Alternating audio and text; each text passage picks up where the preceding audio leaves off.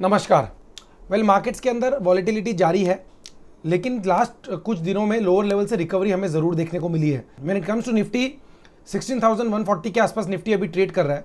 The immediate support for Nifty is placed at around 16,000 and 15,750 levels. ये दो levels आपको नीचे में ध्यान में रखने चाहिए। ऊपर में 16,400 का रेजिस्टेंस है।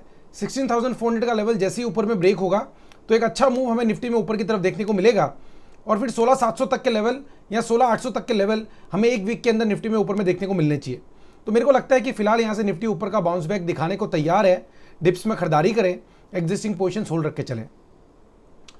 Now when it comes to bank Nifty से कंपैरेटिवली ज़्यादा स्ट्रेंथ दिखा रहा है। लास्ट 2 दिनों में हमने देखा है बैंक निफ्टी में बाउंस बैक अच्छा सस्टेन कर रहा है।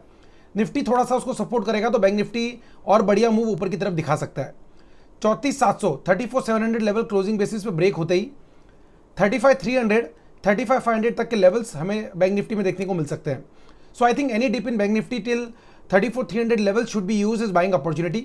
Downside the support for bank Nifty is placed at around 33,900 levels and on higher side 34,700 के ऊपर जैसे एक बार क्लोजिंग मिलेगा तो 35,500 तक के लेवल हमें आने वाले दिनों में बैंक निफ्टी में ऊपर की तरफ देखने को मिल सकता है।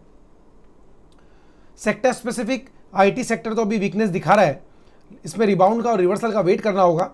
जैसे रिबाउंड और रिवर्सल आता है तो आईटी सेक्टर के अंदर इन्फोसिस, HCL टेक, TCS, इनके अंदर लॉन्ग पोजीशंस आप इनिशिएट कर सकते हैं, क्योंकि रिस्क रिवॉर्ड रेशियो बहुत फेवरेबल होगा और सडन अपसाइड मूव हमें आईटी सेक्टर में देखने को मिलेगा और एक अच्छी करेक्शन के बाद अच्छा बाउंस देखने को मिलेगा। तो फिलहाल अभी वीक है, लेकिन जैसे ही बाउंस बैक आता है तो आप आईटी सेक्टर में खरीदारी कर सकते हैं। मेटल सेक्टर में भी एक अच्छी खासी करेक्शन देखने को मिल गई है। मेरे को लगता है 1-2 दिनों के अंदर ही मेटल सेक्टर के अंदर भी बेस बनना चाहिए और मेटल सेक्टर के स्टॉक्स के अंदर भी यहाँ से एक बढ़िया मूव ऊपर की तरफ देखने को मिलना चाहिए। तो कोई भी रिवर्सल का संकेत मिलते ही मेटल सेक्टर के अंदर भी आप लोगों को खरीदारी करके चलना चाहिए और एक अच्छा मूव ऊपर की तरफ मेटल सेक्टर में देखने को मिलेगा, ऐसा मेरे को लगता है। अब बात करते हैं जो स्ट्रॉन्ग सेक्टर अभी लास्ट 2 दिनों में बना हुआ है, बैंकिंग सेक्टर।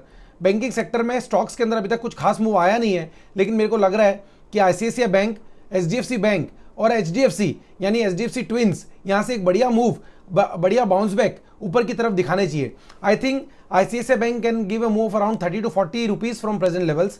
HDFC और HDFC बैंक ये दोनों स्टॉक्स पिछले कई हफ्तों से गिरावट दिखा रहे हैं, लेकिन अब यहाँ से एक बाउंस बैक, एक पुल बैक का संकेत दे रहे हैं। 8% से 10% का मूव HDFC और HDFC बैंक के अंदर यहाँ से ऊपर की तरफ आने वाले हफ्तों के अंदर देखने को मिलना चाहिए। कोटक बैंक पिछले 2-3 हफ्तों से मैं कंटिन्यूसली बोल रहा हूँ बाइंग करें, खरीदारी करें और पोजीशन होल्ड करें।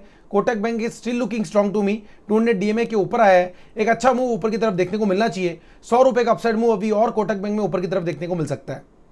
आज के वीडियो में इतना ही। सुनने के लिए बहुत बहुत शुक्रिया, बहुत बहुत धन्यवाद। Thank you very much. Bye bye, take care.